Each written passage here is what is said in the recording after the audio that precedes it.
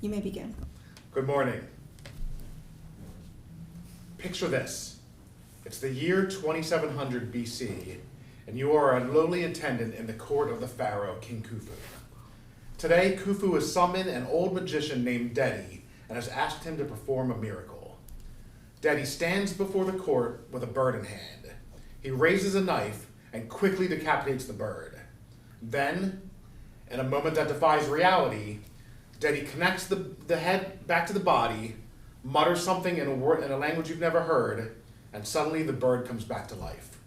You have just witnessed the first recorded act of magic. You'd be pretty amazed, right? I know I would be. See me, I've always loved magic. Not in the sense that I think magic is real and Harry Potter was a true story, but ever since I first seen magic performed, it's fascinated me. I was 4 years old when I watched David Copperfield levitate a Ferrari live on television, and that's all it took. There was something amazing about walking into a room where the performer's main goal is to fool you. You can be the biggest skeptic in the world walking in, and you can walk out doubting everything you've ever thought was true. Now, the results of the survey I sent out to everyone showed that 80% have seen a magician perform a trick, but most of you haven't heard some of the most famous names in the game. So today, I'll be talking about the history of magic, the most famous magician in history, and what magic looks like today. Now, while there are serious doubts to the validity of Dedi's story, it certainly was the first written mention of magic being performed in front of an audience. While magic existed during the 4,000 years after ancient Egypt, it never reached the heights like it has in the last 500 years. During the Dark and Middle Ages, magic was linked to the occult and street performers replaced more popular forms of magic entertainment. The legitimacy of magic was further damaged in 1954 when Reginald Scott published his book, The Discovery of Witchcraft. This book, which was written to counter the persecution of magicians, actually had the opposite effect. This is according to an article written for the Journal of Social History by Peter Lamont. For centuries after, magic was relegated to circus sideshows and low country fairs. As time went on and education started becoming more of a priority, magic slowly crept back into popular culture. During the Age of Enlightenment, in the 17th and 18th centuries, magicians like Isaac Fawkes and Joseph Panetti used science to move magic beyond mere card tricks and simple tricks of misdirection. But it wasn't until Jean-Eugène Robert Houdin burst onto the scene in the mid-1800s that magic moved to a legitimate form of entertainment. In the September 2009 volume of History of Science, author Sophie LaChapelle writes this about Houdin. Today, his name is all but forgotten by the larger public, but through his presentation of conjuring and illusions and his conception of science and magic as malleable categories, he embodied the second half of the 19th century and the golden age of magic. In his 2018 memoir, Here is Real Magic, magician Nate Staniforth says this about magic. The history of magic is an improbable lineage of grandmasters, rebels, rejects, thieves, traitors, geniuses, and inventors.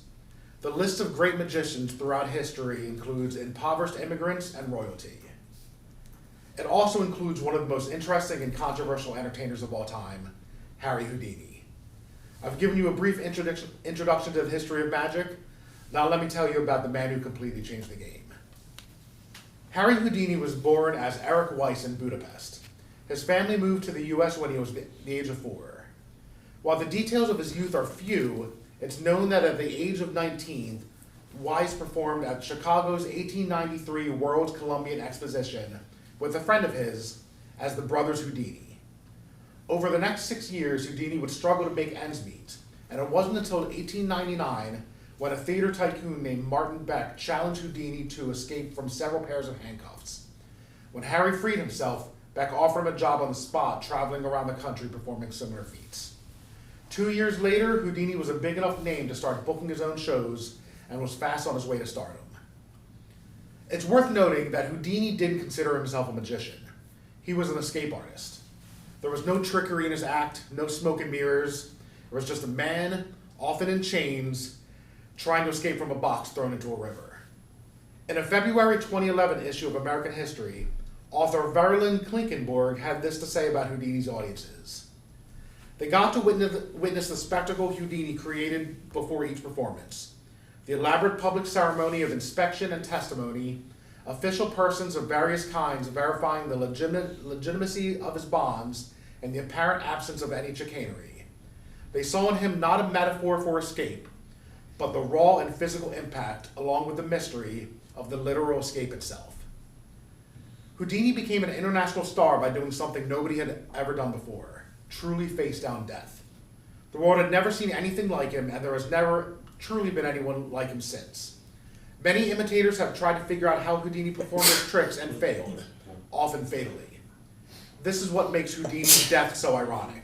It wasn't one of his feats that killed him, but a burst of appendix brought on by the punches of a young man. Here is what Alice Carey had to say about Houdini's death in the October '98 issue of Biography magazine. On October 22nd, 1926, a college student visited his dressing room in Montreal and asked, "Is it true, Mr. Houdini, that you can resist the hardest blows struck to the abdomen?" As always, Houdini accepted the challenge. However, the student began punching before Houdini could brace himself. The punches ruptured what was probably an already inflamed appendix.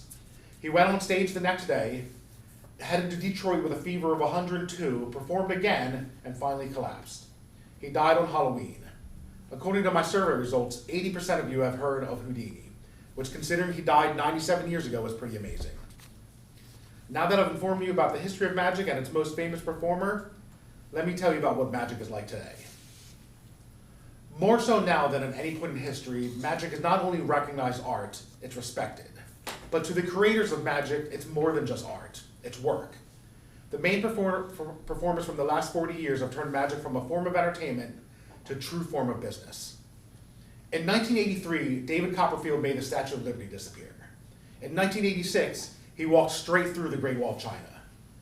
These two tricks, along with many others, were broadcast live on television to millions of viewers.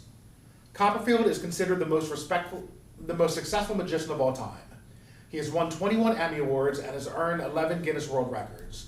He is also a billionaire who still performs 15 shows a week at the age of 67. In an interview with CBS News Sunday Morning for May 21st of this year, Copperfield said, "My magic is real to a certain degree. When you hear people call them magic tricks, it's kind of like, I understand, I accept it, I use the word trick, I did it today. But it's kind of diminishing all the hard work that goes in that in-between part, from when it's not there to when it's there." Copperfield paved the way for so many other magicians to become household names. David Blaine went from being a street performer to an endurance artist whose feats rival what Houdini was able to accomplish. Penn and Teller combined comedy and magic, performing together for 50 years on their way to becoming two of the most recognizable performers in any field. And most recently, a young magician named Shin Lim became the first two-time winner of America's Got Talent. There is no such thing as an overnight sensation in magic. There are no stories of beginning magicians being in the right place at the right time and being discovered the way a musician or an actress could be. There are just stories about hours and hours of practice each magician goes through learning and honing their craft. An article in the Mirror from October of 2017 has this quote from Houdini. "The public sees only the thrill of the accomplished trick. They have no conception of the torturous preliminary self-training that was necessary to conquer fear. No one except myself can appreciate how I have to work at this job every single day, never letting up for a moment.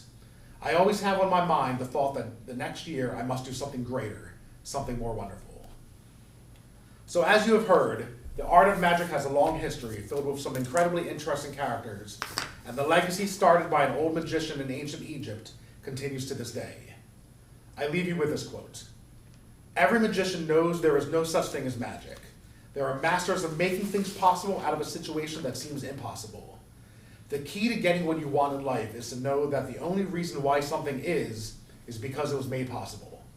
It can only be if it is possible for it to be. Make it possible and let it be." Thank you.